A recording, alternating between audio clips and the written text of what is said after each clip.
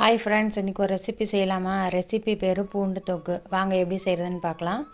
ஒரு பாத்திரம் வச்சுக்கோங்க. பாத்திரத்தில் எண்ணெய் ஊற்றிக்கோங்க. எண்ணெய் ஊற்றி கடுகு பொரிஞ்சதுக்கப்புறம் கருவேப்பிலை போட்டுக்கோங்க. கருவேப்பிலை சேர்த்ததுக்கப்புறம் ஒரு பெரிய வெங்காயம் எடுத்துருக்கேன். அதையும் நல்லா குட்டிக்கிட்டே நறுக்கி இதில் சேர்த்துக்கலாம். சேர்த்துட்டு உப்பு கொஞ்சம் சேர்த்துக்கோங்க. உப்பு போட்டதுக்கப்புறம் நல்லா வணக்கி விடுங்க. நல்லா வணங்கினதுக்கப்புறம் நான் ஒரு கைப்பிடி அளவுக்கு பூண்டு எடுத்துருக்கேன். தோல் நீக்கிட்டு அம்மியில் நல்லா நைஸாக தட்டி வச்சுக்கோங்க. தட்டி இப்போ இதுலேயும் சேர்த்துக்கலாம். சேர்த்துட்டு நல்லா வணக்கி விடுங்க.